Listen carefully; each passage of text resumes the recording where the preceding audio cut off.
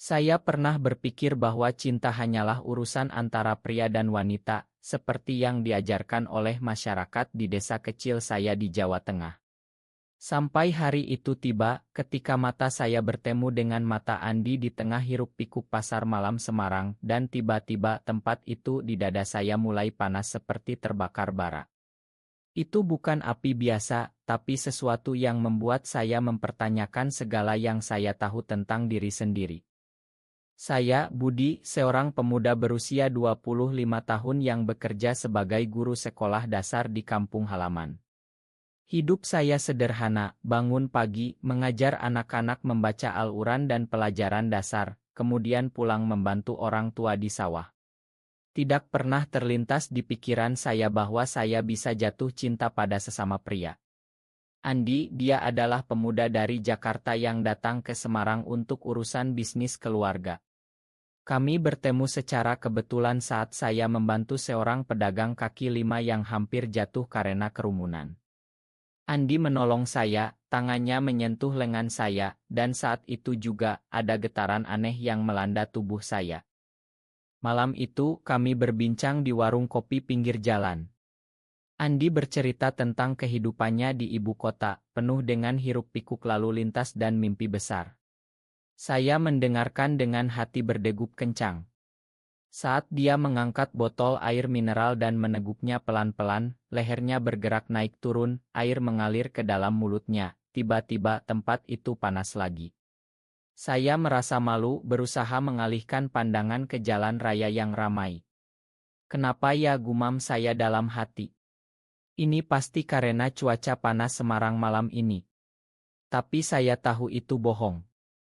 Keesokan harinya, Andi mengajak saya jalan-jalan ke Lawang Sewu, bangunan bersejarah yang penuh misteri. Kami berjalan berdampingan, tertawa atas cerita hantu yang beredar. Saat istirahat, dia minum air lagi. Kali ini, panas itu lebih kuat, membuat saya gelisah. Saya bertanya pada diri sendiri, apa ini cinta? Atau hanya khayalan? Andi memperhatikan kegelisahan saya. Kamu baik-baik saja, Budi, tanyanya dengan suara lembut. Saya mengangguk, tapi hati saya berteriak. Ini adalah awal dari sesuatu yang akan mengubah hidup saya selamanya. Kami semakin dekat. Setiap pertemuan, Andi selalu membawa botol air, dan setiap kali dia minum, tempat itu bereaksi. Saya mulai menyadari bahwa itu bukan sekadar reaksi isik, tapi gejolak emosi yang dalam. Andi adalah orang yang penuh kasih, dia membantu anak-anak yatim di masjid dekat rumahnya. Saya jatuh cinta pada kebaikannya, pada senyumnya yang hangat seperti matahari pagi di pantai Bali.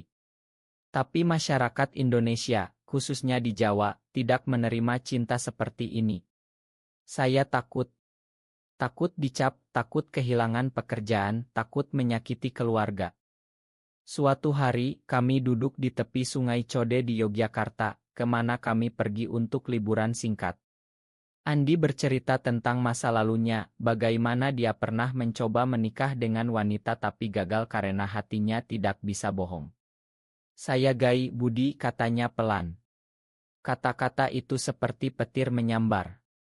Saya terdiam, tapi dalam hati, saya merasa lega karena akhirnya ada yang mengerti. Saat dia minum air dari botol, panas itu datang lagi, tapi kali ini disertai keberanian. Saya pegang tangannya. Saya juga merasakan hal yang sama, bisik saya. Hubungan kami berkembang diam-diam, kami bertemu di tempat-tempat tersembunyi, seperti di lereng Gunung Merapi atau di pantai-pantai kecil di Jawa Timur. Setiap kali Andi minum air, itu menjadi sinyal bagi hati saya untuk berdetak lebih kencang. Tapi konflik mulai muncul. Keluarga saya mulai curiga kenapa saya sering keluar kota. Adik saya, Rina, bertanya, "Kak, kamu lagi deket sama siapa? Kok sering senyum-senyum sendiri?" Saya bohong, bilang urusan pekerjaan. Tapi hati saya terpecah. Andi juga punya masalah. Ayahnya, seorang pengusaha kaya di Jakarta, menekan dia untuk menikah. "Kamu harus lanjutkan garis keturunan," katanya tegas. Andi bingung antara cinta kami dan kewajiban keluarga. Suatu malam di hotel kecil di Solo, kami berdebat. Bagaimana kalau kita pisah saja? Tanya Andi dengan mata berkaca. Saya marah, tidak. Kita bisa hadapi ini bersama. Tapi panas di tempat itu saat dia minum air malam itu terasa seperti api yang membakar harapan. Konflik semakin memuncak ketika teman saya, Joko, melihat kami berdua di kai. Dia curiga dan mulai menyebarkan gosip di desa. Budi lagi deket sama cowok Jakarta, katanya. Desa gempar. Orang tua saya marah besar. Kamu bawa malu keluarga, teriak ayah. Saya menangis, tapi tak bisa bohong lagi. Andi datang menolong, tapi ayahnya juga tahu dan memaksa Andi pulang ke Jakarta. Kami terpisah. Saya merasa hancur. Setiap kali saya minum air sendiri, saya ingat Andi dan tempat itu panas dengan rasa sakit. Saya berpikir, apakah cinta ini layak diperjuangkan? Di tengah malam, saya duduk di teras rumah, memandang bintang-bintang, dan bertanya pada Tuhan, mengapa kau ciptakan cinta seperti ini jika hanya untuk menyakiti? Hari-hari tanpa Andi terasa seperti neraka. Saya kembali mengajar, tapi pikiran saya melayang kemana-mana. Anak-anak bertanya, Pak Guru kenapa sedih? Saya tersenyum palsu, gak apa-apa, nak. Tapi dalam hati, saya berperang dengan diri sendiri. Mengapa cinta ini harus disembunyikan? Di Indonesia, di mana nilai-nilai agama dan budaya begitu kuat, cinta sesama jenis seperti kutukan. Saya baca berita tentang diskriminasi terhadap komunitas LGBT dan hati saya semakin pilu. Andi menelepon diam-diam, saya kangen kamu, Budi, katanya. Suaranya membuat tempat itu panas lagi, tapi kali ini campur aduk dengan ketakutan. Kami janji bertemu di Bandung, kota yang dingin, untuk menyembunyikan panas hati kami. Di sana, di kebun teh Ciwidey, kami berpelukan. Andi minum air dari botol, dan saya merasa bahagia sesaat. Kita harus kuat, katanya. Tapi saya tahu badai akan datang. Kembali ke desa, gosip semakin menyebar. Joko, teman yang saya anggap sahabat, ternyata iri dengan kebahagiaan saya. Dia bilang ke semua orang bahwa saya sakit. Ayah memanggil saya ke ruang tamu. Kamu harus berubah, Budi. Pergi ke pesantren belajar lagi. Saya menolak, ayah, ini bukan penyakit. Ini cinta. Ayah marah, memukul meja. Ibu menangis. Saya merasa seperti pengkhianat. Di sisi Andi, ayahnya menemukan pesan-pesan kami. Kamu harus putuskan hubungan itu atau saya cabut semua dukungan, ancamnya. Andi bercerita padaku melalui telepon. Saya takut kehilanganmu, tapi juga takut kehilangan keluarga. Saya menangis, pilih saja keluargamu. Tapi hati saya hancur. Malam itu, saya mimpi Andi minum air di depan saya, tapi air itu berubah jadi air mata. Kami memutuskan bertemu terakhir di Jakarta. Di Monas, di tengah keramaian, kami berbicara. Mungkin kita memang tidak ditakdirkan, kata Andi. Saat dia minum air, tempat itu panas seperti la. Saya pegang tangannya, jangan bilang begitu. Tapi tiba-tiba saudara Andi muncul, marah besar. Kamu merusak keluarga kami, teriaknya. Kami dipisahkan paksa. Saya pulang ke desa dengan hati remuk. Orang-orang memandang saya aneh. Saya kehilangan pekerjaan karena kepala sekolah takut pengaruh buruk. Saya duduk di sawah, memandang langit, dan bertanya, apa salahku mencintai? Rasa pengkhianatan dari Joko membuat saya marah. Saya konfrontasi dia. Kenapa kamu lakukan ini? Tanya saya. Joko tertawa sinis, karena kamu aneh, Budi. Tapi di tengah kegelapan ada cahaya. Rina, adik saya, mendukung. Kak, aku sayang kakak apa adanya, katanya. Itu membuat saya kuat. Saya mulai mencari komunitas LGB di Indonesia melalui internet diam-diam. Saya baca cerita orang-orang seperti saya yang berjuang untuk diterima. Andi menghubungi lagi. Saya tak bisa tanpa kamu. Kami rencanakan kabur ke Bali, tempat di mana kami bisa hidup bebas. Tapi ayah Andi tahu dan mengirim orang untuk menghalangi. Di bandara, kami hampir bertemu, tapi polisi keluarga Andi datang. Andi dipaksa pulang. Saya sendirian di sana, menangis. Konflik mencapai puncak ketika ayah saya sakit. Sebelum mati, ayah ingin lihat kamu normal, katanya lemah. Saya terpecah. Apakah saya harus bohong demi ayah? Atau jujur dan kehilangan dia? Saya berdoa di masjid mencari jawaban. Akhirnya, saya putuskan bicara dengan Andi. Kita harus berpisah untuk sementara. Andi menangis di telepon. Tapi tempat itu selalu panas saat ingat kamu. Kata-katanya membuat saya ragu. Setelah perpisahan itu, hidup saya seperti kabut tebal di pegunungan Dieng. Saya fokus pada ayah yang sakit, merawatnya dengan penuh kasih. Tapi setiap malam, bayangan Andi muncul. Saat saya minum air, saya ingat bagaimana tempat itu bereaksi saat dia melakukannya. Itu menjadi simbol cinta kami yang tak terucap. Rina menjadi penyemangat. Dia cerita tentang temannya di universitas yang gay dan hidup bahagia. Indonesia sedang berubah, Kak. Ada hak asasi manusia. Kata-katanya memberi harapan. Saya mulai ikut forum online berbagi cerita anonim. Banyak yang seperti saya berjuang melawan stigma. Andi menghilang. Teleponnya tak aktif. Saya khawatir. Apakah ayahnya melakukan sesuatu? Saya pergi ke Jakarta diam-diam mencari alamatnya. Di sana saya bertemu saudaranya. Andi dikirim ke luar negeri untuk pengobatan, katanya dingin. Saya shock. Pengobatan konversi. Itu kejam. Saya mencari cara menghubungi Andi. Melalui teman lama, saya dapat emailnya. Andi, apa kamu baik-baik saja? Tulis saya. Balasannya datang seminggu kemudian, saya di Singapura, ayah paksa saya terapi. Tapi hati saya tetap untukmu. Saya menangis. Kami chatting rahasia, berbagi rasa kangen. Konflik internal semakin dalam. Saya merasa bersalah atas ayah. Kalau ayah tahu, dia akan mati lebih cepat, pikir saya. Tapi bohong terus-menerus menyiksa. Suatu hari, ayah bertanya, apa rahasiamu, nak? Saya hampir cerita, tapi takut. Di desa, Joko minta maaf. Saya salah, Budi. Saya iri karena kamu bahagia. Itu pengkhianatan yang ternyata dari ketakutan dia sendiri. Kami berdamai dan dia janji dukung. Andi kabur dari Singapura.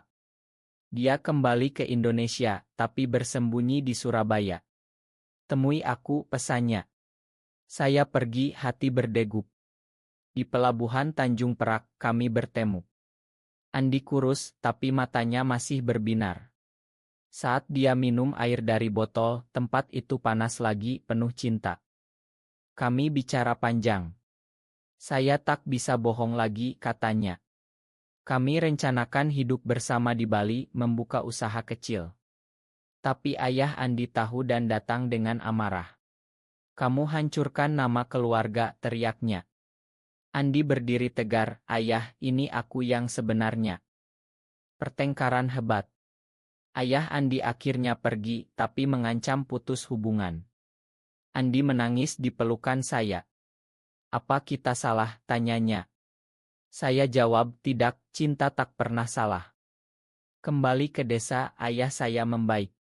Saya putuskan jujur. Ayah, saya mencintai seorang pria. Ayah terdiam lama, lalu berkata, aku tak paham, tapi kamu anakku. Itu kejutan. Ibu memeluk saya. Mereka tak setuju, tapi mencoba menerima. Hubungan kami mulai membaik. Kami pindah ke Bali, membuka homestay kecil di Ubud. Kehidupan damai dikelilingi sawah dan seni. Setiap pagi Andi minum air dan tempat itu panas dengan kebahagiaan. Tapi masa lalu menghantui. Joko datang bilang ada ancaman dari kelompok konserati di desa. Mereka tahu tentang kalian. Kami takut tapi tetap bertahan. Cinta kami diuji lagi ketika Andi sakit. Dokter bilang stres dari konflik keluarga. Saya merawatnya, berdoa. Di saat itu ayah Andi datang. Saya salah, katanya. Rekonsiliasi dimulai. Dengan Andi sembuh, kami semakin kuat. Bali menjadi rumah kami di mana budaya lebih terbuka. Kami membantu komunitas lokal, memberikan dukungan. Setiap kali Andi minum air di teras homestay, saya tersenyum mengingat awal cinta kami. Tapi konflik belum berakhir. Kelompok radikal dari Jawa datang demo di depan homestay.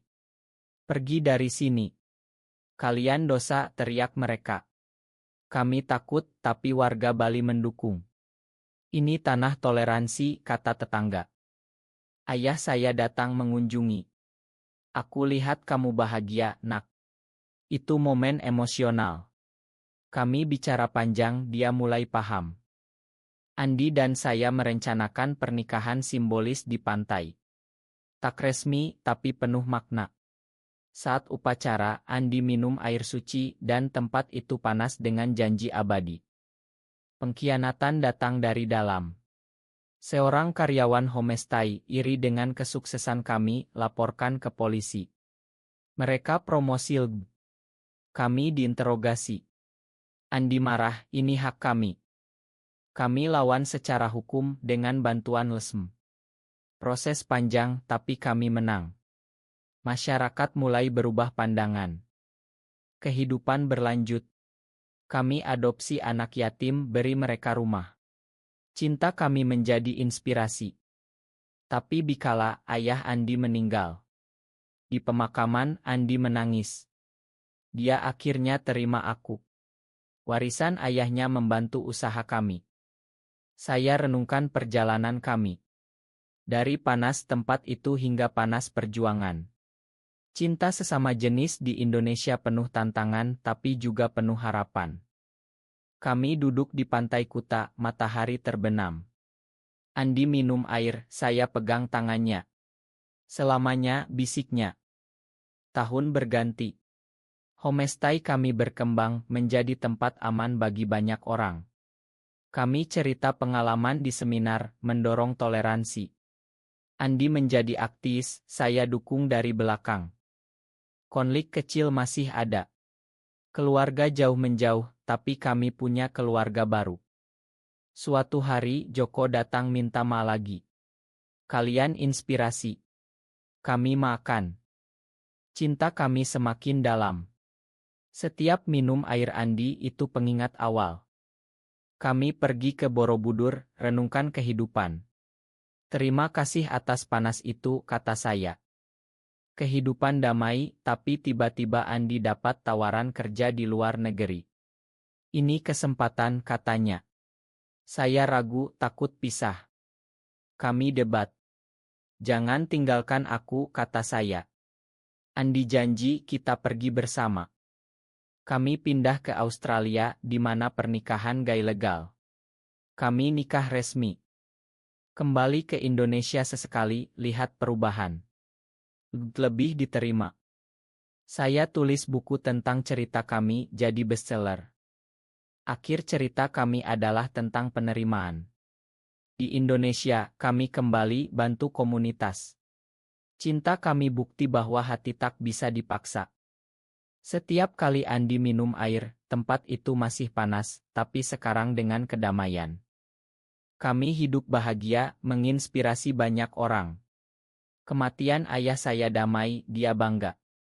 Cerita ini bukan akhir, tapi awal perubahan.